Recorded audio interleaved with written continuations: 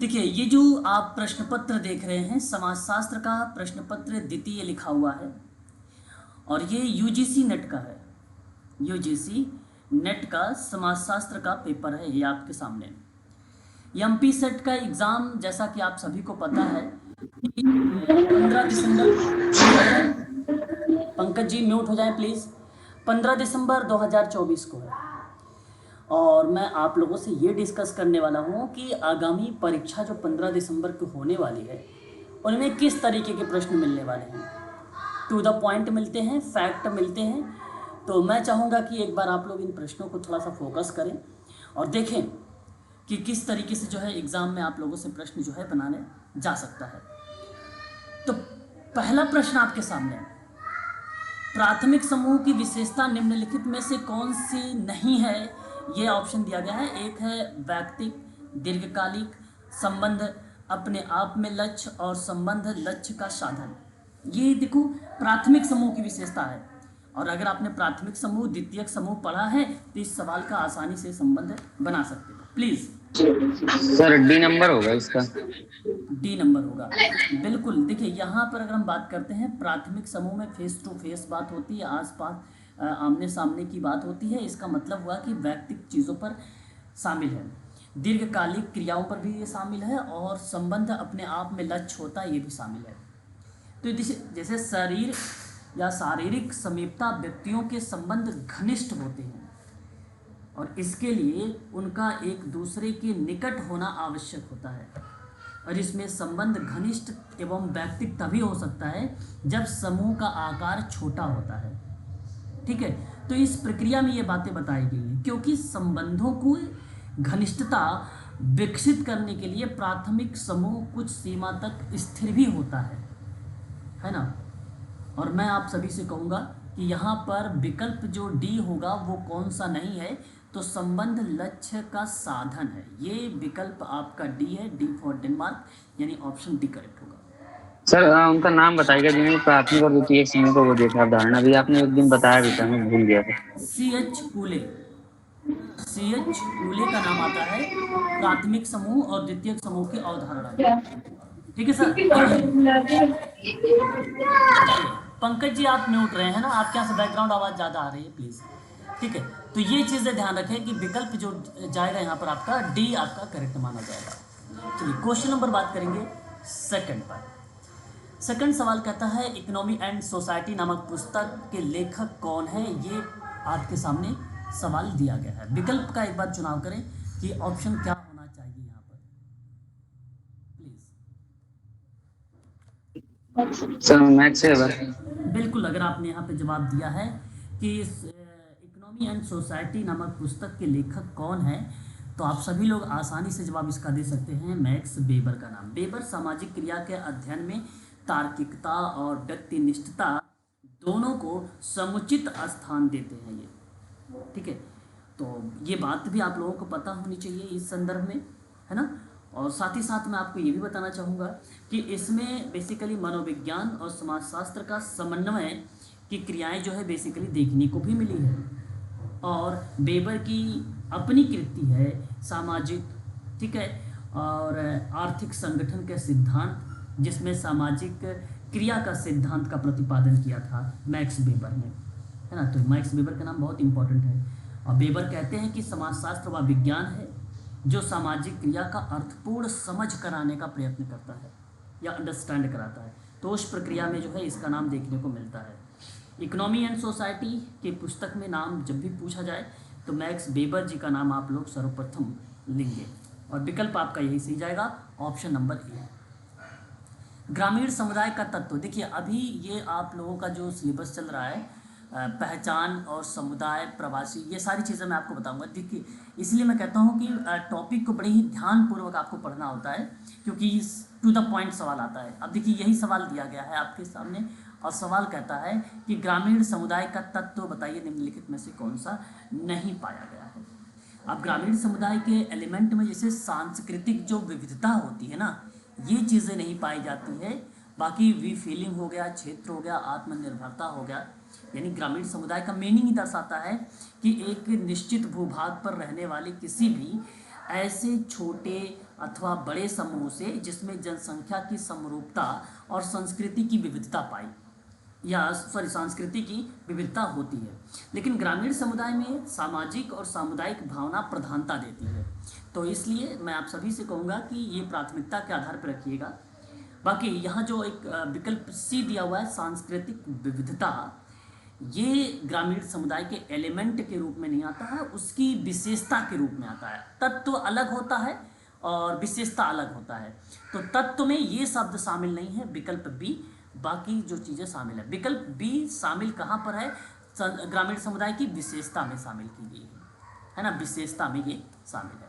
विकल्प बी ही करेक्ट जवाब होगा क्वेश्चन नंबर 3 का।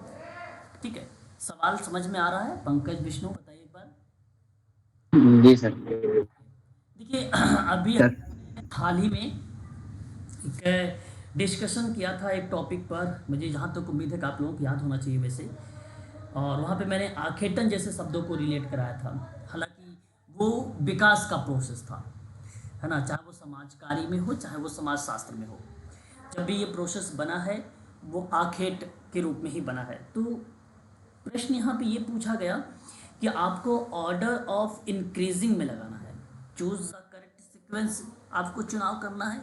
और यहाँ पे कहा कि वर्धमान जटिलता के अनुसार में अनुक्रम में दर्शाना, इसका आशय दर्शाता था कि सीक्वेंस लगाना है। अब ये क्रिया विकास के परिप्रेक्ष्य में है, समाज के विकास के परिप्रेक्ष्य में। तो सबसे पहले क्या चीज़ें थी? वर्तमान जटिलता के अनुसार, आज की अगर हम बात कर रहे हैं, वर्तमान को हम लोग वर्धमान भी कह सकते हैं। तो वर्तमान जटिलता के अनुसार सही क्रम क्या हो सकता है? सबसे पहले आखेट हो सकता है। आखेट आपका ए में भी है और सी में भी है कि नहीं? उसके बाद चारागाही हो सकता है। उसके बाद सर आखेट का अर्थ क्या सर? जी, आखेट का क्या अर्थ होता सर? आखेट मन सर हंटिंग, हंटिंग होता है ना, हंटिंग होता है। चारागाही की बात अगर हम लोग करते हैं, पोस्ट जो है पोस्ट ओरल होता है, या आप ग्रेजिंग भी कह सकते हो।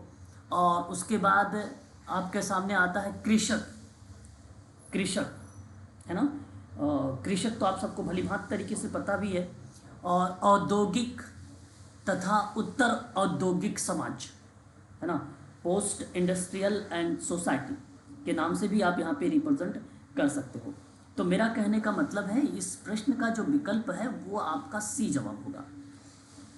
देखिए, वर्तमान जटिलता के अनुसार प्रथम समाज आखेट था। शुरुआत में हम लोग क्या करते थे? शिकार करके कोई चीज़ें जो है बेसिकली डेवलप करते थे, या अपने भरण पोषण करते थे, अपनी आवश्यकता का पूर्ति करते थे आखेट के माध्यम से। इसलिए इसको बोला गया कि भाई आखेट करना। जो शिकार पर आश्रित था तो उसी को कहा गया आखेट। वह भोजन का संग्रहण करता था और इसके बाद उसके जानवरों को पालना शुरू किया, है ना, उससे के जानवरों को पालना शुरू किया, जिससे कृषि की शुरुआत हुई, जिससे कृषि की शुरुआत हुई और लोग जो है अस्थायी रूप से रहने लगे। इसके बाद शिकार पर निर्भरता कम होने लगी, अनाज के उत्पादन की शुरुआत हुई, तो बृहद पैमाने पर उत्पादन करने लगे लोग। और उसके बाद उत्तर औद्योगिक समाज में द्वितीयक और तृतीयक क्षेत्र के विकास की वृद्धि हुई और सेवा क्षेत्र का महत्व वहाँ पर बढ़ गया। तो औद्योगिक समाज और उत्तर औद्योगिक समाज जटिल अवस्था का उदाहरण भी माना जाता है। अतः विकल्प आपका जो जाने वाला है क्वेश्चन नंबर 4 का, वो थर्ड ऑप्शन जाएगा, सी वाला। प्रश्न समझ में आया? बताइए एक बार। प्लीज़ अपने विचारों को ज़रूर प्रकट करते रहिए बीच बीच में, हमें लगे कि भाई आप लोग सही तरीके से एक्टिव हैं इस क्लास में। जी सर। ओके, जी सर। क्वेश्चन नंबर 5 देखिए। क्वेश्चन नंबर 5 कहता है समाजशास्त्र की ऐसी विशेषता का वर्णन करता है जो डैश का या को अग्रभाग में रखता है। ये क्वेश्चन नंबर 5 है। सोशियोलॉजी आप यहाँ पे कह सकते हो is a feature bye a perspective that place dash in the foreground. और मेरा कहने का मतलब यही है एक प्रकार से कि जो फोरग्राउंड का मतलब होता है एक प्रकार से वो अग्रभाग, यानी किसकी तरफ वो आगे बढ़ रहा है। तो क्वेश्चन नंबर 5 में ना मैं सिंपल सवाल बताऊंगा इस सवाल का जवाब, कि सामाजिक अंतर क्रिया का जो अर्थ होता है लोगों के बीच होने वाली जो परस्पर क्रियाएं होती हैं वो सामाजिक अंतर क्रियाओं के अंतर्गत आती हैं। अब समाजशास्त्र में विशेषता का वर्णन करना है आपको यहाँ पे, तो जब भी विशेषता का वर्णन करेंगे आप, तो आपके दिमाग में आना चाहिए कि आर्थिक, सांस्कृतिक, राजनीतिक, धार्मिक इत्यादि जैसे क्रियाकलाप क्या होते हैं उसमें शामिल होते हैं। तो सामाजिक स्तर पर विचारों का मंथन किया जाता है ना, विचारों का मंथन किया जाता है। तो समाजशास्त्र ऐसी विशेषता का वर्णन करता है जो सामाजिक अंतर क्रिया का अग्रभाग में रखती है। और सामाजिक अंतर क्रिया का अग्रभाग का मतलब हो गया विकल्प सी। विकल्प सी सोशल इंटरेक्शन कहा जाता है, अंतर क्रिया या अंतः क्रिया आप कह सकते हो सामाजिक। तो समाजशास्त्र की विशेषता में ना जब भी सवाल आता है सामाजिक अंतः क्रिया, बहुत इंपॉर्टेंट शब्द है ये, ऑप्शन भी हमेशा सही जाता है विकल्प सी वाला, सामाजिक अंतःक्रिया। आप कीवर्ड के रूप में इसको नोट कर लीजिए, ठीक है, एमपी सेट के स्टूडेंट। तो ये चीज़ें आप आसानी से समझ सकते हैं कि सामाजिक अंतःक्रिया जब भी नाम आए वो विकल्प आपका सदैव सही जाता है। ठीक है, क्लियर है यहाँ तक बात? तो एक बार स्पष्ट करेंगे तो मैं नेक्स्ट सवाल को चुनाव करूँगा। बताएं। जी सर। क्वेश्चन नंबर देखिए 6। ये देखिए सवाल ना बड़ा इजी है, सवालों को करने का केवल तरीका पता होना चाहिए। और मैं आपको यहाँ पे आज जो प्रैक्टिस करवा रहा हूँ केवल आपको तरीका ही बताने के लिए करा रहा हूँ, ठीक है। आप लोग कंफ्यूज ना हो और कभी भी जैसे कोई प्रॉब्लम में ना, जैसे आप लोग सोचते हो कि हमने अभी हमारा जो है जो टॉपिक चल रहा है इस टॉपिक में सवाल कैसे पूछे जाएंगे, तो ये आपके मन में जो है बेसिकली नेगेटिव पॉइंट ना आए, इस वजह से मैं यहाँ पे आज प्रैक्टिस करवा रहा हूँ। क्वेश्चन नंबर 6 आप लोग यहाँ पर देख सकते हो। छठे नंबर का सवाल कहता है कि जब दो लोग एक दूसरे के साथ अंतःक्रिया करते हैं तो बताइए वो बनाते क्या है? समाज बनाते हैं, संस्था या युग्मिक? एक युग्मित समूह बनाते हैं सर, ये उसका क्या नाम है, ऑप्शन डी। आगनबर्ग और निमकॉफ ने बताया था सर ये। आगबन और निमकॉफ ने, अच्छा। देखिए इस सवाल में बड़ा ही आसान सा क्वेश्चंस दिया गया है और ये देखो एक प्रकार से इंटरपर्सनल रिलेशनशिप होता है, इंटरपर्सनल रिलेशनशिप होता है। When two or more people interact with each other they form an interpersonal relationship. That means आप ये कह सकते हो कि यह एक प्रकार से एक युग्मीय समूह है, एक युग्मीय समूह है। मैं आपको बता दूं ऐसे सवाल ना डायनेमिक ग्रुप में पूछे जाते हैं। डायनेमिक का मतलब होता है गतिशील समूह, है ना। ऐसे सवाल गतिशील समूह में देखने को ज़्यादातर मिलता है हम लोगों को। तो डायनेमिक युग्म को क्या बोला जाता है? युग्म का मतलब होता है, आप ऐसा मत सोचिए कपल, पेयर, यहाँ बेसिकली डायनेमिक का पार्ट है। हाँ, हालांकि उसी से रिलेट कराता है और डायनेमिक ग्रुप उसी को रिलेट करता है। इसकी इंग्लिश देखेंगे तो डायनेमिक ग्रुप आएगा। और दैट इज मीन्स अगर मैं बात करता हूँ आप लोगों से तो इसका सही विकल्प जो होने वाला है वो ऑप्शन नंबर आपका डी करेक्ट होगा, है ना।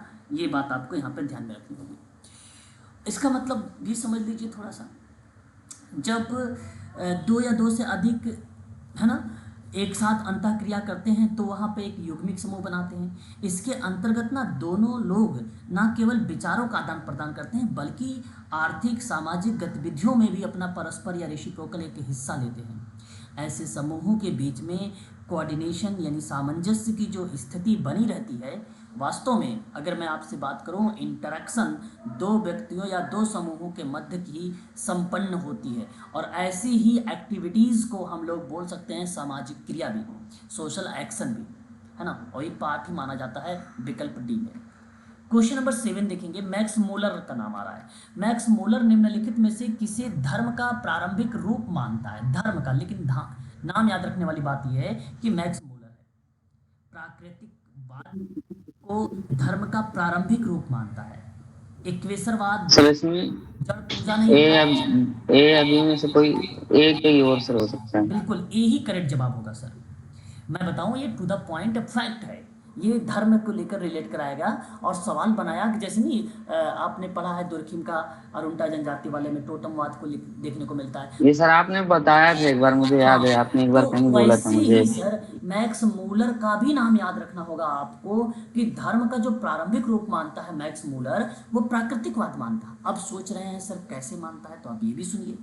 कहने का मेरा जो आशय है कि इन्होंने धर्म की उत्पत्ति को प्राकृतिक शक्तियों एवं घटनाओं की पूजा में ढूंढा। प्राकृतिक शक्तियों को या घटनाओं की इन्होंने बेसिकली पूजा में ढूंढा। और इसके लिए मैक्स मूलर ने ना भारतीय और यूरोपीय जो कथाएं थी उसका सहारा लिया। मैक्स मूलर ने क्या किया, जो पौराणिक कथाएं थी, जो पुरानी कथाएं थी भारत की और यूरोप की, उसकी उसने मदद ली, है ना। तो आदिकाल मानव का जीवन प्रकृति की गोद में पलता है या पलता था, और प्रकृति की जो विभिन्न चीज़ें हैं उससे लाभ या हानि दोनों प्राप्त होते हैं। प्रकृति के विभिन्न रूपों को देखकर आदिमानव के मन में उनके प्रति आतंक, भय, श्रद्धा आदि जैसे जो भाव उत्पन्न होते हैं वो मैक्स मूलर को डिफाइन करते हैं, जो धर्म की प्रारंभिक रूप में प्रकृतिवाद मानता है। दैट मीन्स ऑप्शन आपका जो करेक्ट होगा वो विकल्प ए राइट होगा, सही जवाब होगा प्रकृतिवाद। ना ही जीववाद होगा, ना इक्वेशरवाद में जब भी भूमिका देखने को मिली वो राजा राम मोहन राय को मिली, ठीक है। ये बात आप ध्यान रखेंगे इक्वेशरवाद में। जीववाद आप एलिमिनेट कर दीजिए, जड़ पूजा को एलिमिनेट कर दीजिए। मैक्स मूलर का नाम याद रखिए प्रकृतिवाद में। एक शब्द आता है उपहास। उपहास, आशा करता हूँ उपहास आप सभी लोग को मालूम होगा। इसे बेसिकली अगर मैं आपसे सिंपल शब्दों में बात करूं, उपहास को इसे रेडिक्यूल कहा जाता है। रेडिक्यूल कहा जाता है। सिंपल शब्दों में मैं अगर आपसे बात करूं ना, तो किसी की खिल्ली उड़ाना, है ना, किसी की खिल्ली उड़ाना या खिल्ली उड़ाने वाली एक प्रकार से निर्जल या निर्जली हंसी या आचरण जैसी एक्टिविटीज़ करना, वो उपहास होता है। आपने बातचीत तो कर रहे हैं, बंदे का उपहास उड़ा रहे हैं भाई, उपहास कर रहे हैं आपके साथ, फनी वेज मजाक कर रहे हैं, है ना, ऐसे आप लोग बोलते हो, एज अ फनी लीजिएगा। तो कहने का इसका मतलब है मजाक बनाना या खिल्ली उड़ाना उपहास का मतलब होता है। लेकिन इन चार शब्दों में आपके यूजीसी नेट में अगर या एमपी सेट में अगर आपके सवाल आए तो फिर किस विकल्प का आप चुनाव करेंगे? मेरे कहने का आशय इस प्रश्न से ये है कि सामाजिक स्वीकृति का प्रतिमान है ये, सोशल एक्सेप्टेंस मॉडल का पार्ट है ये उपहास। यह लोगों के बीच पर्यायवाची शब्द है सर, लेकिन यह कभी कभी समाज के नियमों का भय भी प्रदर्शित कर देता है। कभी कभी लोगों के द्वारा किए गए कार्यों के आधार पर उपहास का प्रयोग में लाया जाता है। अतः विकल्प ए आपका करेक्ट होगा, ना ही मानदंड होगा करेक्ट, ना ही लोकाचार होगा, ना ही लोक रीति होगी। विकल्प आपका पहला यहाँ पे करेक्ट जवाब जाएगा, जिसको हम लोग बोलते हैं सोशल सेंसर या एक्सेप्टेंस का भी नाम देते हैं। देखिए क्वेश्चन नंबर 9, मैं पूरी आशा करता हूं कि आप में से ऐसा कोई स्टूडेंट नहीं होगा जिसको इस सवाल का जवाब पता नहीं होगा, क्योंकि मैं पढ़ा चुका हूं। संदर्भ समूह शब्द का सर्वप्रथम किसने प्रयोग किया था? ये चार ऑप्शन है, हाइमन है, श्रीनिवास है, मर्टन है, कूले है, चार ऑप्शन है।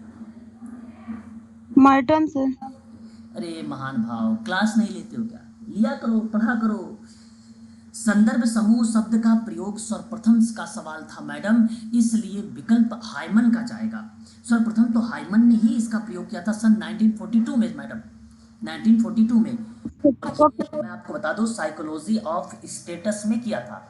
हाइमन ने ये बात कहा था कि प्रत्येक समाज में कुछ व्यक्ति ऐसे होते हैं जिनके मूल्य या मानक अन्य व्यक्तियों के लिए आदर्श बन जाते हैं, जिनका वे अनुकरण करते हैं और उसे ही संदर्भ समूह का रूप दिया जाता है।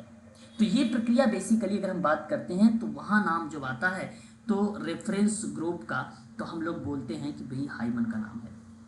लेकिन नाम मर्टन का भी आता है, मर्टन का भी नाम आता है, लेकिन किस प्रक्रिया में आता है वो आगे के प्रोसेस या विकास के संदर्भ में आता है, या आप ऐसा कह लीजिए संदर्भ समूह का सिद्धांत के रूप में, संदर्भ समूह के सिद्धांत के रूप में, तब वहां पे आके मर्टन का नाम प्रस्तुत होता है। लेकिन सर्वप्रथम प्रयोग के रूप में जब भी नाम आएगा तो किसका नाम लगाएंगे? हाइमन। हाइमन का नाम लगाएंगे। तो भूलना नहीं, ये बात आप सभी लोगों को याद रखना चाहिए। टर्म बेसिकली यहाँ पे जो रिप्रेजेंट किया गया, रेफरेंस ग्रुप को रिप्रेजेंट किया गया, और रेफरेंस ग्रुप 1942 में किया गया। इनका इस्तेमाल स्कूल के बच्चों के लिए अध्ययन में किया गया था, विद्यालय के बच्चों के लिए। व्यवसाय में कंपनियों और अपनी व्यावसायिक रणनीति को बनाने के लिए संदर्भ समूह का भी इस्तेमाल किया गया। यह अप्लाइड टाइप का मैं बोल रहा हूँ आपको कॉन्सेप्ट है, जो अप्लाइड सवाल को रिलेटेड कराता है। संदर्भ समूह ना दो टाइप का होता है, एक सकारात्मक होता है, एक नकारात्मक होता है। संदर्भ समूह जो होता है ना वो लोगों के व्यवहार, आदर्श और मूल्यों को प्रभावित करता है, रेफरेंस ग्रुप है ना। ये बात भी आप लोगों को यहाँ पर ध्यान में रखनी होगी, ठीक है, याद रहेगा। एक बार स्पष्ट करेंगे आप सभी लोग। जी सर। चलिए आगे बढ़ते हैं। सूची आपको क्वेश्चन नंबर 10 में मिला है। विकल्प में अगर हम बात करते हैं तो वो सूची मिली हुई है। अब आपको ना इसको मिलान करना होगा। जैसे देखो बड़ा आसान सा सवाल है। मैं अगर आपसे बताऊं तो दुर्खिम का नाम पढ़ चुके हैं आप लोगों ने, सेरोकिन का नाम भी बीच बीच में मैं बोल चुका हूँ, राउफ डोरेनडार्फ का भी नाम बता चुका हूँ। और ऐसा कोई नाम नहीं है जिससे आपसे जो आप रूबरू ना हो। जैसे सेरोकिन का नाम ना एक चक्रीय सिद्धांत मिलेगा सामाजिक परिवर्तन का, जब सिद्धांत पढ़ेंगे आप लोग, या सामाजिक विकास का जब आप सिद्धांत पढ़ेंगे तो उस क्रिया में आपको एक चक्रीय सिद्धांत मिलेगा, तो वहाँ नाम आपको मिलेगा सेरोकिन का नाम। ठीक है भाई। उसके बाद अगर हम बात करते हैं राउफ डोरेनडार्फ का नाम, तो राउफ डोरेनडार्फ का जब भी रोल हम लोग देखते भी हैं उस क्रिया में प्रतिवाद, वाद या संवाद के माध्यम से द्वंद्वात्मक भौतिकवाद की अवधारणा इसने दिया था। तो मैं आप लोगों से कहूँगा कि ये द्वंद्वात्मक क्रियाएं बेसिकली यहाँ पर रिप्रेजेंट होगी। इन्होंने दो विचारों के मध्य में न द्वंद्व का आधार मानकर परिवर्तन की व्याख्या की थी। और सेरोकिन बेसिकली चक्रीय परिवर्तन का जब सिद्धांत बता रहा था ये बंदा, तो चक्रीय परिवर्तन में सांस्कृतिक गतिशीलता का सिद्धांत बताया था ये सेरोकिन। तो सेरोकिन ने 3 प्रकार के बताए थे। एक था काल्पनिक, दूसरा था आदर्शात्मक, तीसरा था संवेदनात्मक। इन्हीं के तीनों के आधार पर ना चक्रीय सिद्धांत की व्याख्या की थी। कभी कभी पेपर में पूछता भी है, कहता है बताइए चक्रीय परिवर्तन का जो सिद्धांत है सेरोकिन का, उसमें कितने प्रकारों का वर्णन किया है। वो क्रम लगाने का आ जाता है परीक्षा में। तो याद रखिएगा, पहला काल्पनिक, दूसरा आदर्शात्मक, तीसरा संवेदनात्मक। ये 3 चीज़ें आपको ध्यान रखना होगा इसमें। उसके बाद आता है हर्बर्ट स्पेंसर। हर्बर्ट स्पेंसर का नाम जब भी आप देखते हैं वो उद्विकासीय सिद्धांत में देखने को मिलता है। तो उद्विकासीवादी सिद्धांत प्रस्तुत इसी ने किया था। प्राकृतिक प्रकरण के आधार पर जो है उद्विकास का सिद्धांत दिया, और इसी सिद्धांत के अंतर्गत ये माना भी गया कि कहीं जीव प्रकृति में जीवित रहते हैं। ठीक है, तो जो योग्य और सक्षम होते हैं, क्योंकि संघर्ष में वही प्राणी बचते हैं जो शक्तिशाली होते हैं। तो ये इनका कहना यही था कि जो शक्तिशाली है, जो संघर्ष कर रहा है, वही बेसिकली डेवलप में आगे जाता है। बाकी जो संघर्ष नहीं करता है, जो कोई क्रिया नहीं करता है, वो नल होता है। नल का मतलब शून्य होना या उसको नकारात्मक प्रक्रिया में देखना। ये हर्बर्ट स्पेंसर ने कहा ये बातें। ठीक है, और हर्बर्ट स्पेंसर के द्वारा ही चीज़ें ये बताई गई। ये विचारक हैं उद्विकासीय सिद्धांत के, विचारक हैं, बहुत फेमस पर्सन है, जनक कहे जाते हैं उद्विकासीवाद के जनक हर्बर्ट स्पेंसर। बचा दुर्खिम का नाम। दुर्खिम का नाम तो आप लोगों ने सबसे पहले तो सुना है, जो है सोशल सिस्टम के बारे में, है ना, सामाजिक व्यवस्था के बारे में। तो संरचनात्मक प्रकारवाद का अवधारणा का प्रयोग में भी दुर्खिम का नाम आता है। इन्होंने ये बात कहा है कि समाज का हर अंग उपयोगी होता है। प्रत्येक व्यक्ति ना प्रत्येक व्यक्ति का जो स्वरूप होता है वो समाज के लिए बहुत ही इम्पॉर्टेंट होता है, या विकास के लिए बहुत ही महत्वपूर्ण होता है। तो दुर्खिम ने संरचनात्मक प्रकार की अवधारणा पर परिवर्तन की व्याख्या दे दिया था। अतः मैं आप लोगों से कहूँगा कि जो विकल्प जा रहा है वो विकल्प आपका बन रहा है फर्स्ट वाला, और फर्स्ट वाला ही विकल्प आपका क्या चला जाएगा, यहाँ पे सही चला जाएगा। सवाल क्लियर है? एक बार स्पष्ट करेंगे। लेखक और परिवर्तन का जो दृष्टिकोण मैंने आपको बताया यहाँ पे क्लियर है? जी। चलो फिर तो बहुत अच्छी बात है। एक और सवाल देखते हैं हम लोग। ये विगत वर्ष का पेपर आप लोग कर रहे थे और कर रहे हैं, और मैं अभी आप लोगों को इसकी PDF भी आप लोगों को प्रोवाइड करा दूंगा, ताकि आप लोग इस सवाल को जब देखेंगे तो आपको ये चीज़ें जेहन में रहेगी कि हाँ ऐसे ऐसे सवाल पूछे जाते हैं। देखिए अब यहाँ एक सवाल आया, ठीक है, ये सवाल है प्रकार्यवादी की धुरी कार्य पद्धति है। प्रकार्यवादी की धुरी कार्य पद्धति है, इसमें आपका क्या जवाब होना चाहिए सर, बताना चाहेंगे? The pivotal methodology of functional कह सकते हैं सर। ऑप्शन है, ऑप्शन ए की तरफ आपका झुकाव है। चलिए मैं बताता हूँ। Option C. देखिए यहाँ पे ऑप्शन सी का भी जवाब आया है, ऑप्शन ए की भी आया है। देखिए सर, मेरा कहने का जो ऑप्शन नंबर ए है, ये बेसिकली एक प्रकार से कंजक्शुअल का नाम हम लोग रिलेट कराते हैं, या मान लिया जाए, है ना, कोई क्रिया को मानने की परिप्रेक्ष्य में दर्शाया जाता है। तो अनुमानित इतिहास, एक प्रकार से अनुमानित इतिहास। तो अनुमानात्मक बेसिकली जो क्रियाएं होती हैं वो इस पर डिनोट करती हैं।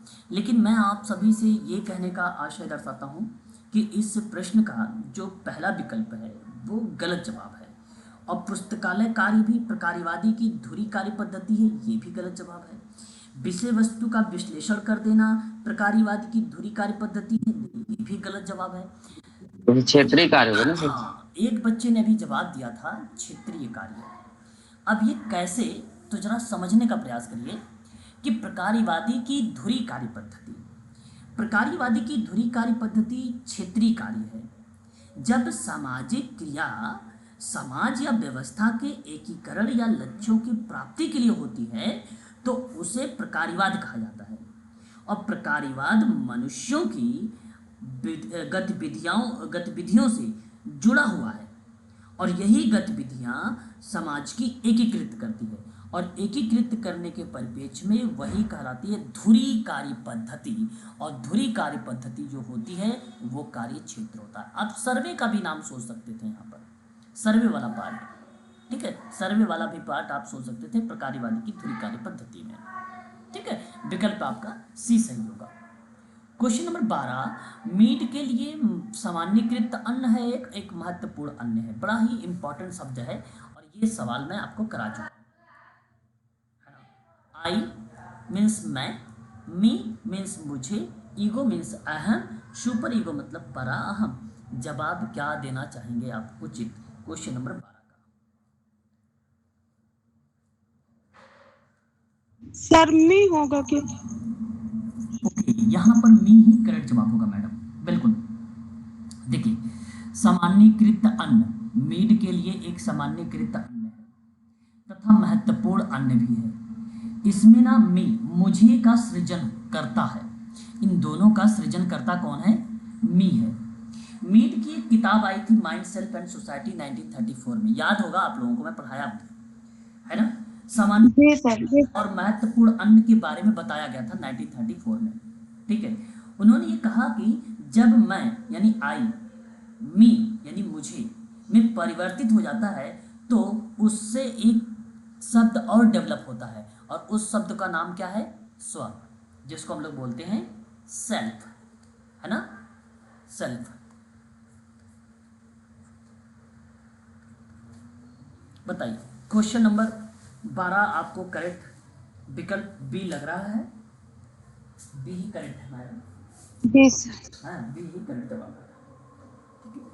क्वेश्चन नंबर 13, एक प्रदत्त, देखो रिसर्च का सवाल है ये रिसर्च को रिलेट कराते हुए क्वेश्चन नंबर 13 में आपसे सवाल पूछा गया है, और मैं आशा करता हूँ आसान सा सवाल है, आप जवाब भी आसानी से पकड़ लेंगे। एक प्रदत्त, प्रदत्त मतलब होता है प्रदत्त, मतलब डाटा को एक्वायर करना या डेटा को लेना, या आप इसे कहिए आंकड़ा, प्रदत्त। तो एक प्रदत्त सामाजिक स्थिति में मेल खाती भूमिकाओं का संग्रहण क्या कहलाता है?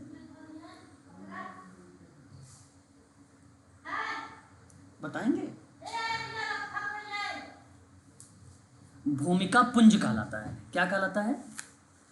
भूमिका पुंज। हाँ, भूमिका पुंज। एक प्रदत्त सामाजिक स्थिति में मेल खाती भूमिकाओं का संग्रहण क्या कहलाता है? तो वह भूमिका पुंज कहलाता है। मेरा कहने का मतलब ये है कि एक व्यक्ति की समाज में कई परिस्थितियाँ होती हैं, और उन परिस्थितियों के अनुरूप उसकी भूमिकाएं भी सुनिश्चित होती हैं। वह समाज में रहकर विविध प्रकार की भूमिकाओं का बेसिकली क्रियाओं को निभाता है, इसलिए उसे भूमिका पुंज कहा जाता है। जब वह परिवार के मध्य होता है तो वह अपने परिवार का प्रमुख होता है और वही संरक्षक होता है, और समाज में अपने परिवार का प्रतिनिधित्व करता है। वह विभिन्न चुनौतियों का सामना करते हुए अपनी भूमिकाओं को निभाता है। तो इसी प्रक्रिया में एक प्रदत्त सामाजिक स्थिति में मेल खाती भूमिकाओं का संग्रह को हम लोग बोलते हैं भूमिका पुंज। क्या नाम देते हैं हम लोग उसको? भूमिका पुंज। तो मैं आप सभी लोगों से कहूँगा कि रोल सेट आपका यहाँ पे करेक्ट जवाब होगा, विकल्प सी। ये भी टॉपिक आपका हो चुका है ना, भूमिका पुंज का भी टॉपिक हो चुका है। यहाँ देखिए इसमें आएगा आपका परिस्थिति एवं भूमिका में, इसमें ये हो चुका है। आगे बढ़ेंगे क्वेश्चन नंबर नेक्स्ट। अब देखिए देखिए एक क्वेश्चन अभिकथन और कारण से भी है, ये सवाल को बड़ा ध्यान से सुनिएगा। ऐसी स्थिति जब व्यक्ति को दो या ज़्यादा भूमिकाएं जो कि मेल नहीं खाती हैं, तो उससे कह रहा है कि इससे मांग का सामना करना पड़ता है, तो वह भूमिका संघर्ष की स्थिति बनती है। ये बात यहाँ तक सत्य है, बताइए क्या इस रोल से, पार्ट नंबर ए से क्या आप सहमत हैं कि कोई जब व्यक्ति यस सर। अधिक भूमिका बनती है तो वहाँ जाहिर सी बात है कई भूमिकाएं मेल नहीं खाती है ना। अब मान लीजिए आपको पेपर फर्स्ट भी पढ़ना है, पेपर सेकंड भी पढ़ना है, तो कहाँ मेल खा रही है उस समय, तो रोल आपके डिफरेंट बन रहे हैं और संघर्ष बन रहा है आपके मस्तिष्क में, आपके मन में, और ये बात सही भी है ना। और दूसरी बात कहता है कि ऐसे पारस्परिक या पारंपरिक समाजों में जहाँ प्रत्येक व्यक्ति सीमित संख्या या असंख्या की भूमिकाएं अदा करता है, तो भूमिका संघर्ष समानता नहीं होता है।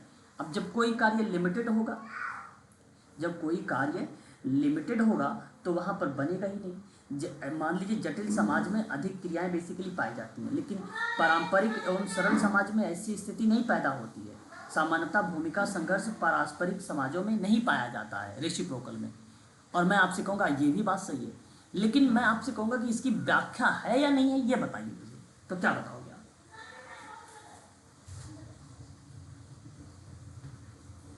बताइए।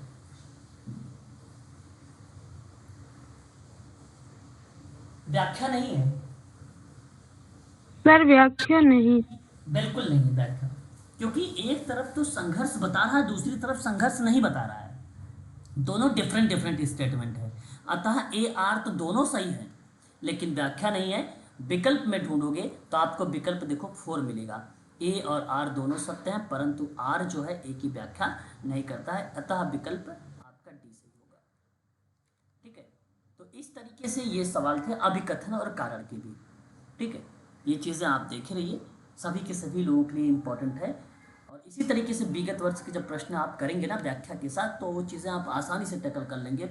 एमपीसेट 15 दिसंबर 2024 के जो पेपर होने वाले हैं आपके सामने, ठीक है, आप आसानी से टैकल करेंगे। लेकिन इसके लिए तब होगा ना जब आप इन कंटेंट को ध्यानपूर्वक समझकर अपने कॉपी पर नोट्स बनाएंगे, इसकी पीडीएफ को ध्यान से पढ़ेंगे, तब जाके ये क्वेश्चन आपके आसानी से सॉल्व होंगे। जैसे देखिए, ऑर्गेनाइजेशन एंड फैमिली चेंज नामक एक पुस्तक है, और ये पुस्तक मुझे पूरी उम्मीद है कि आप सभी को पता होगा। क्या बता सकते हैं या मैं बताऊं आपको?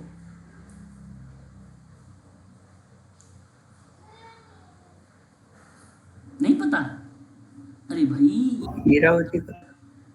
सर, ये किताब बहुत ही फेमस किताब है, और मैं आपसे बताऊं, माधव सदाशिव गोरे का नाम सुना है? MS गोरे, माधव सदाशिव गोरे। बिल्कुल, मैं यहाँ आप सभी लोगों से कहूँगा कि ये जो पुस्तक है, इसका सही जवाब ऑप्शन नंबर आपका बी जाएगा। सन 1968 में ये किताब आई थी। Social work and social work education की एक किताब इन्हीं के द्वारा लिखी गई, सन 1965 में लिखी गई थी, माधव सदाशिव गोरे को लेकर। ये पेपर में कई बार रिपीट है, यहाँ तक कि यूजीसी नेट सोशल वर्क में भी ये सवाल आया हुआ है। Unity in diversity, unity in diversity किताब 2002 में लिखा था इन्होंने। The social contest of an ideology करके किताब इनके द्वारा लिखी गई थी सन 1993 में। ठीक है, तो विकल्प यहाँ पर आपको जो जानने वाला है वो विकल्प बी करेक्ट जवाब होगा। ठीक है, क्वेश्चन नंबर 16, महुआ में संयुक्त परिवार की संरचनात्मक एवं प्रकारात्मक एकता का अध्ययन किसने किया था? क्वेश्चन नंबर 16, 16 नंबर का सवाल।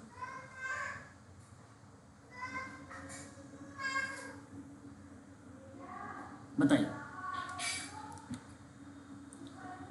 क्वेश्चन नंबर 16 में बताइए जरा, महुआ में संयुक्त परिवार की संरचनात्मक एवं प्रकारात्मक एकता का अध्ययन किसने किया है?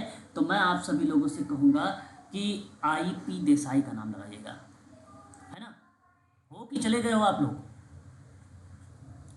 IP है सर। ओके, है सर। ठीक है। फिर तो संयुक्त परिवार की संरचनात्मक एवं प्रकारात्मक एकता का अध्ययन करने वाला विद्वान कौन हुआ? आईपी देसाई हुआ। आज भारत के प्रमुख समाजशास्त्री रहे हैं और इन्होंने 4 दशक तक इस क्षेत्र में अपनी विशेष भूमिका निभाई है। देसाई ने भारतीय परिवार में प्रचलित नातेदारी नेटवर्क पर विशेष कार्य भी किया है। इन्होंने संयुक्त परिवार की संरचनात्मक एवं प्रकारात्मक एकता का विशेष रूप से अध्ययन किया और इन्होंने ही भारतीय समाज में व्याप्त जो जातीय प्रमुख संकल्पना है उसको मानने से इनकार भी कर दिया है। अतः विकल्प आपका जो जाएगा वो सी करेक्ट होगा। क्वेश्चन नंबर 17 आपको सम्मिलित करना है। क्वेश्चन नंबर 17 में नाम आता है marriage and family in India. मैं आपको बता दूं ये किताब है के.एम. कपाडिया की। किसकी किताब है? कपाडिया की है। ठीक है, हाँ, इसलिए आपको ये भी पॉइंट आपका यहाँ पे सही चला जाएगा।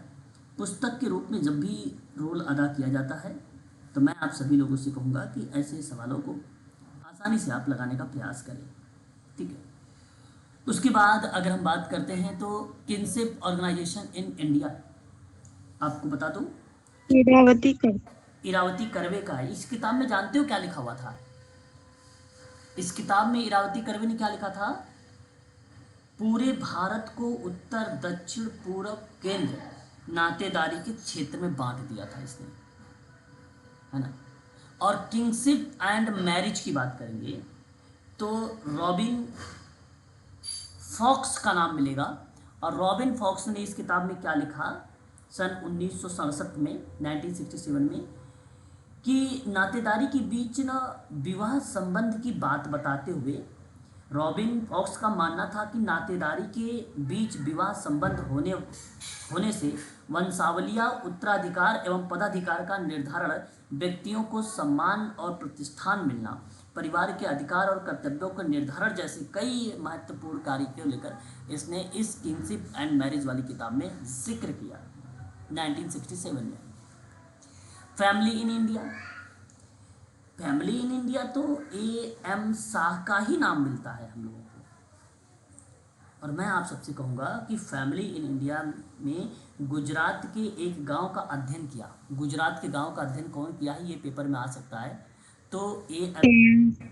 कहा कि संयुक्त परिवार छोटे और बड़े कस्बों की विशेषता है, परंतु इनका विघटन तेजी से हो रहा है। इनका विघटन तेजी से हो रहा है। तो विकल्प कौन सा सही गया है? सेकंड वाला ना, ऑप्शन बी। ऑप्शन बी गया। तो ये देखिए प्रश्न है, इन प्रश्नों को भी आप लोगों को क्या करना है, ध्यानपूर्वक करना है। क्वेश्चन नंबर 18 किसने कहा कि भारत में सामाजिक स्तरीकरण पवित्रता तथा प्रदूषण पर आधारित है? सामाजिक स्तरीकरण पवित्रता तथा प्रदूषण पर आधारित है। क्वेश्चन नंबर आपके सामने इस सेट का सवाल आपके आगामी परीक्षा में दिसंबर 2024 में ऐसे सवाल देखने को मिलेंगे। और ये ऐसे सवाल समझने के लिए आपको पहले टॉपिक या कॉन्सेप्ट क्लियर होना चाहिए। सामाजिक स्तरीकरण अभी आपका टॉपिक बचा हुआ है, वहाँ कवर होगा। बताइए भाई, एक तो किंग्सले डेविस का नाम आएगा, एक रेमंड मोरे का नाम आएगा, लेकिन दोनों का नाम यहाँ पे दिया गया है। नहीं, यहाँ दोनों का नाम नहीं दिया, किसी का भी नाम नहीं दिया। क्वेश्चन नंबर 18 में आपसे सवाल है, मैं सोचा कि सामाजिक स्तरीकरण का प्रकारवादी सिद्धांत पूछ लिया है, लेकिन सवाल पवित्रता तथा प्रदूषण पर आधारित बताना है। ये किसका नाम आएगा? लुइस ड्यूमा का नाम आएगा। लुइस ड्यूमा ने भारत का सामाजिक स्तरीकरण पवित्रता तथा प्रदूषण पर आधारित एक कॉन्सेप्ट दिया था। इसकी किताब थी होमो हायरार्कीज, बहुत इंपॉर्टेंट है। याद है आप लोगों को कब आई थी? No sir. हायरार्किक्स नाम है मैडम, ये तो मैंने कई बार बताया भी आप लोगों को। ये बहुत फेमस किताब है। ये यहाँ तक डीएसएसबी में पूछा गया सवाल है, मेडिकल सोशल वर्क में भी पूछा जाता सवाल है। 1970 में आया था, 1970 में आया था। सामाजिक पद सोपान की विस्तृत चर्चा इसी में की गई है। इन्होंने जाति प्रथा में श्रेणी क्रम को शुद्धता, अशुद्धता यानी पवित्रता, अपवित्रता के अर्थों में समझाया था। ठीक है, विकल्प आपका सी जाएगा, लुइस ड्यूमा का नाम। चलिए आगे बढ़ते हैं। सवाल समझ में आ रहा है? जी सर। चलो फिर तो बहुत बढ़िया है। कोशिश करो सही करने की। सही भी कर पा रहे हो ना आप लोग? जरा ये सवाल सही करो। देखो ये सवाल आ गया, अभी अभी मैंने नाम ले रहा था, मैं ले रहा था नाम कि सामाजिक स्तरीकरण में प्रकारात्मक सिद्धांत, मैंने सोचा पिछला वाला सवाल है लेकिन उससे सवाल नहीं था, मतलब उसी से रिलेटेड एक सवाल और आया है। तो बताइए इस प्रकारात्मक सिद्धांत में किस विद्वान का नाम आता है। एक बात W में तो एक बात ध्यान देने वाली है आप सभी लोगों के लिए, प्रकारात्मक प्रतिपादन के सिद्धांतों पर जब बात होती है ना, या उसकी विकासों पर जब बात होती है, तो ये दोनों लोगों का नाम आता है। लेकिन बात यहाँ पर ये पूछा गया है कि बताइए कौन प्रतिपादन किया है, दिया किसने है ये। तो आपको मैं कहूँगा किंग्सले डेविस का नाम लगाइएगा, विकल्प केवल और केवल बी सही होगा। प्रतिपादन इसने किया है, डेविस ने, ठीक है, प्रतिपादन इसी का नाम में आता है। लेकिन डेवलपमेंट पर जब बात करते हैं तब भूमिका आगे बढ़ती है। इनकी एक किताब थी सम प्रिंसिपल ऑफ स्ट्रेटिफिकेशन, उसी किताब में ना ये प्रकारात्मक सिद्धांत का प्रतिपादन किया है। किताब का नाम सम प्रिंसिपल ऑफ स्ट्रेटिफिकेशन, ठीक है, ये बात ध्यान रखिएगा। क्वेश्चन नंबर 20 बड़ा आसान है, होमो हायरार्किक्स मैंने अभी भी बताया है, नाम तो सीधा मिला दोगे, मिलाइए किसका, लुइस ड्यूमा। Louis Dumas. होमियो जी। ह्यूमन सोसाइटी किसका नाम मिलाएंगे आप। ह्यूमन भाई यहाँ सवाल हमारे सामने है human society. Human society Kingsley Davis की पुस्तक है मैडम। भारतीय समाज में ना उपजातियों के बारे में बताया है किंग्सले डेविस ने, ठीक है। और जो है मॉडर्नाइजेशंस ऑफ इंडियन ट्रेडिशनल, ये भी एक पुस्तक आई हुई है, और ये पुस्तक में योगेंद्र सिंह जी का नाम आता है। इन्होंने समाज के बदलते स्वरूप तथा हमारे रीति रिवाज में होने वाले जो बदलाव थे उस पर इन्होंने चर्चा किया है, योगेंद्र सिंह ने। और कास्ट क्लास एंड ऑक्यूपेशन नाम आता है जीएस घुरई की। आपको किताब पता होगा, मैंने पूरी पढ़ाया है जीएस घुरई की सारी बुक के बारे में, वहाँ नाम बताया है। और ये किताब बेसिकली जाति, वर्ग, व्यवसाय के संबंधों पर चर्चा की गई है, और इसके बदलते स्वरूप के पर बारे में बातचीत किया गया है इस किताब में। तो किताब में क्या लिखा गया है उसकी मेन कीवर्ड को भी आप लोगों को ध्यान में रखना होगा। विकल्प अगर आप यहाँ पर ढूंढेंगे तो विकल्प आपको सी वाला मिलेगा, थर्ड वाला, यानी ठीक है। जी सर। चलिए ओके। परिवर्तन का मार्क्सवादी सिद्धांत कि परिवर्तन के द्वारा क्रांति आती है, ये किस को इंगित करता है। संपूर्ण संरचना में परिवर्तन, है ना, संपूर्ण संरचना में परिवर्तन। मेरा कहने का मतलब क्या है यहाँ पे कि परिवर्तन का मार्क्सवादी सिद्धांत परिवर्तन द्वारा क्रांति आती है, संपूर्ण संरचना में परिवर्तन को इंगित करती है। मार्क्स के अनुसार अर्थव्यवस्था ही समाज का आधार या अधोसंरचना है, मैं पढ़ा चुका हूँ इसके बारे में। इसलिए जब जब अर्थव्यवस्था बदलेगी तब तब समाज का अधिसंरचना भी बदलेगी। कानून, धर्म, शिक्षा, संस्कृति, राजनीति इत्यादि स्वतः बदल जाएगी, और इस तरह का समाज को संपूर्ण संरचना में परिवर्तन बोला जाता है ना? विकल्प आपका सेकंड करेक्ट हो जाएगा। क्लियर है? आगे देखिए अगला सवाल। एक तरफ दिया गया है परिवर्तन का सिद्धांत, दूसरी तरफ दिया गया है लेखक का नाम, ठीक है। तो देखिए यहाँ पे अगर मैं आपसे बात कर रहा हूँ चक्रीय सिद्धांत, तो मैंने अभी शुरुआत में बताया था, याद होगा आप लोगों को। चक्रीय परिवर्तन का सिद्धांत ए टॉयनबी का नाम आता है।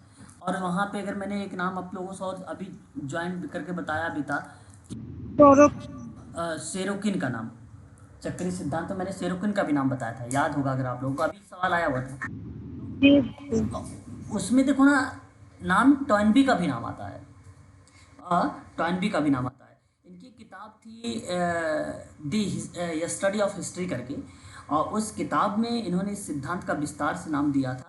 और सभ्यता के यौवन, प्रौढ़ता, मृत्यु के अनुरूप 3 अवस्थाएं जो है बेसिकली गुजरती है, ये 3 अवस्थाओं के बारे में भी टॉयनबी ने जिक्र भी किया था। और मैं आप लोगों से कहूँगा इस सवाल का जवाब नीचे चला जाता है टॉयनबी का नाम। रेखीय उद्विकासीय का सिद्धांत, देखो उद्विकासीय का सिद्धांत अभी आपने पढ़ा था, किसका नाम, हर्बर्ट स्पेंसर का अगस्त जी, स्पेंसर का नाम, है ना। अब रेखीय उद्विकासीय सिद्धांत में जब हम लोग बात करते हैं ना, आगस्ट काम्टे की अवधारणा प्रस्तुत हो जाती है। उन्होंने धार्मिक, तात्विक और वैज्ञानिक 3 प्रकार की एक रेखा में परिवर्तन किया था। याद होगा आप लोगों को, पहले उन्होंने क्या रेखा में बताया था कि धार्मिक, फिर तात्विक, फिर वैज्ञानिक, इस तरीके की रेखा में जिक्र किया आगस्ट काम्टे ने। द्वंद्वात्मक नाम आसान है, आप बता सकते हो।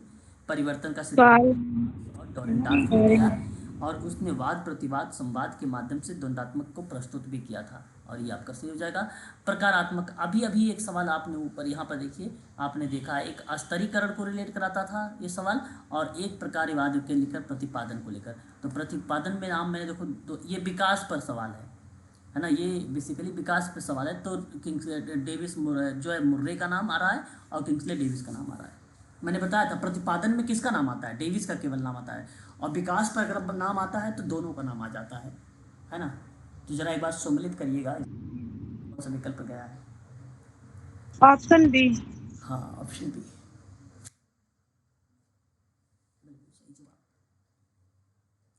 शास्त्रीय तथा आधुनिक समाजशास्त्रीय दृष्टिकोण के बीच मूलभूत अंतर निम्नलिखित में से दृष्टिगोचर होता है। तो वो होता है समष्टि से व्यष्टि सैद्धांतिक दृष्टिकोण तक निशब्द हस्तांतरण। विकल्प आपका पहला सही जाएगा यहाँ पर। ठीक है, तो शास्त्रीय और समाजशास्त्रीय दृष्टिकोण के अंतर्गत समाजशास्त्र का अध्ययन व्यापक स्तर पर किया जाता था, परंतु कालांतर में यह अध्ययन निर्जातीय समूह तक सीमित होने लगा। इसलिए आधुनिक समाजशास्त्रीय दृष्टिकोण का स्वरूप जो है समष्टि से व्यष्टि तक होने वाला लगा, और समाजशास्त्र का अध्ययन लघु रूप में यहाँ पर जो है किया जाने लगा। तो विकल्प आपका क्या बन जाएगा, पहला वाला। विकल्प आपका पहला यहाँ पे करेक्ट माना जाएगा। ठीक है, एक सवाल देखिए, काम्टे के परामर्शदाता कौन थे। अगस्त काम्टे के परामर्शदाता कौन थे, बता सकते हो भाई। Saint Simon. कौन थे, सेंट साइमन थे। देखिए, अगस्त काम्टे के परामर्शदाता सेंट साइमन थे। काम्टे ने 1870 में 1870 से ले लीजिए और 1922 तक साइमन के साथ काम किया था। 1870 से लेकर 1922 तक, मतलब मान लीजिए 50 साल लगभग, है ना। और इनकी एक किताब आई, plan of the scientific operation.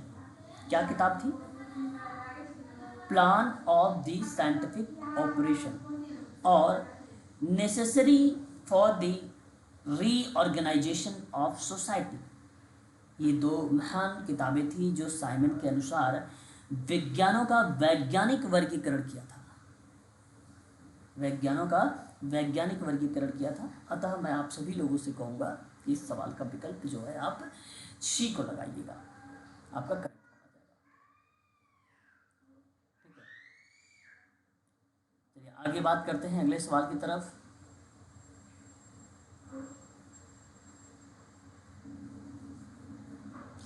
सामाजिक डार्विनवाद में निम्नलिखित में से कौन सा विश्वास करता था, बताइए। सामाजिक डार्विनवाद में सामाजिक सभी होगा। उद्विकासवादी विश्वास करता था, उद्विकासी, है ना, ये करता था। डार्विन ने उद्विकासी प्राणीशास्त्रीय सिद्धांत विकसित किया, डार्विन ने, और इसी के अंतर्गत उन्होंने बताया कि प्राणियों के भौतिक साधनों की उपलब्धता की चाह ने उसे जटिल परिस्थितियों में विकसित होने का अवसर प्रदान किया है, और इस प्रकार स्पष्ट होता है कि सामाजिक उद्विकास में सामाजिक परिवर्तन की एक निश्चित दिशा होती है। विकल्प आपका बी सही है। 26, सामाजिक व्यवस्था के बारे में टालकाट पार्सन्स का विश्लेषण किस सिद्धांत पर आधारित है।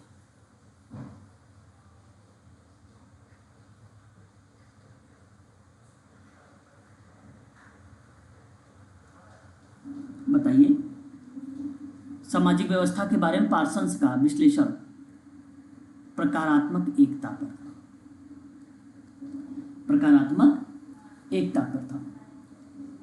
सामाजिक व्यवस्था तब उत्पन्न होती है जब एक सांस्कृतिक व्यवस्था के अंतर्गत अनेक कर्ता अपनी इच्छा की पूर्ति के लिए सामाजिक अंतःक्रिया करते हैं और उनमें समान रूप से प्रकारात्मक एकता होती है और ये सभी प्रकार रूप से जुड़े होते हैं, तभी एक सामाजिक व्यवस्था का निर्माण भी होता है।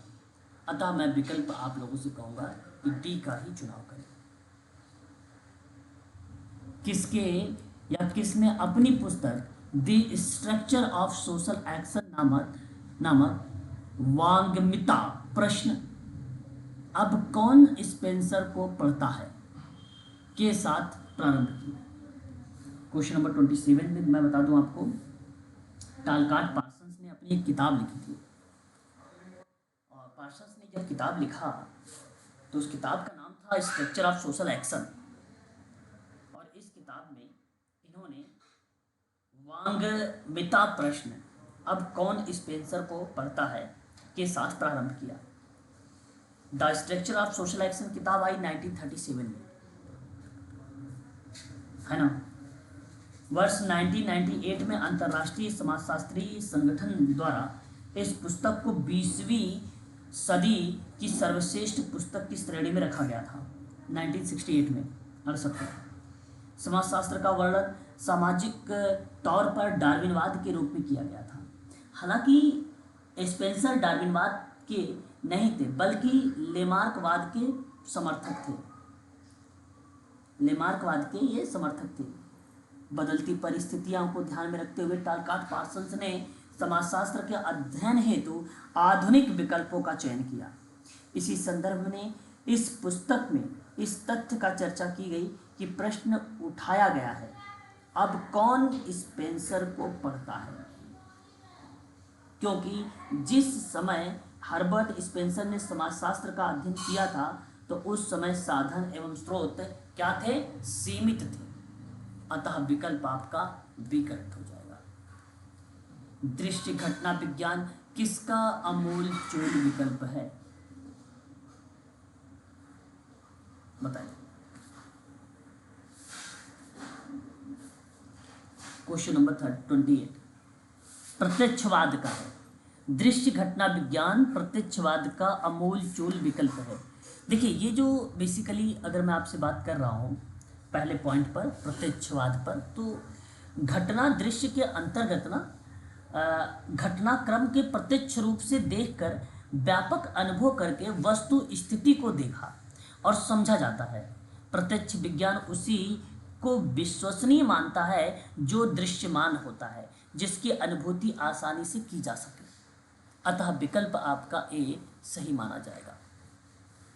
आत्महत्या के बारे में दुर्खिम का अध्ययन हमें क्या समझने में मदद करता है, ये है क्वेश्चन 29। आत्महत्या के बारे में दुर्खिम का अध्ययन व्यक्ति पर समाज की पकड़ और सामाजिक एकीकरण की कोटि को समझने में हमारी सहायता करता है। तो दुर्खिम एक महान समाजशास्त्री विचारक थे, है ना दुर्खिम। जी सर। ठीक है, तो ये चीज़ें आप ध्यान रखिएगा। तो कहने का मतलब यहाँ पर यही हुआ कि अनुभूति आसानी से समझा जा सकता है। अतः विकल्प आप लोग यहाँ पर किसको लगाना उचित समझने वाले हैं, दुर्खिम के द्वारा। जी ऑप्शन सी।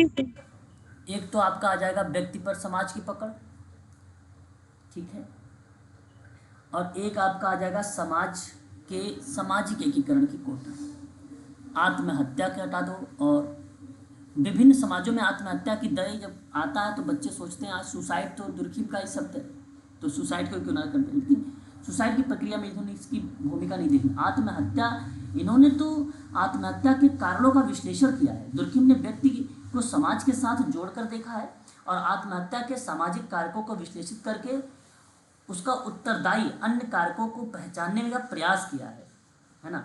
आत्महत्या एक सामाजिक तथ्य है, इससे करना व्यक्ति की इच्छा पर निर्भर नहीं है, या तो निश्चित रूप से समाज का दबाव है जो व्यक्ति अपने जीवन को समाप्त करने के लिए बाध्य करता है। तो दुर्खिम ने सामूहिकता पर बल दिया था। है ना, सामूहिकता पर। अतः विकल्प आपका जाएगा सी वाला, सी विकल्प आपका सही है। ठीक है, अगले सवाल की तरफ चलते हैं। क्वेश्चन नंबर 30 नंबर का सवाल कहता है आपसे कि मर्टन द्वारा समाज, ठीक है, के प्रकारात्मक विश्लेषण में निम्नलिखित में से कौन सी अवधारणाएं केंद्रीय है? कौन सी अवधारणाएं केंद्रीय है, ये आपको सवाल बताना है। और विकल्प में भी आप देखेंगे पॉइंट है, आपको इसको चुनाव करना है 30 का।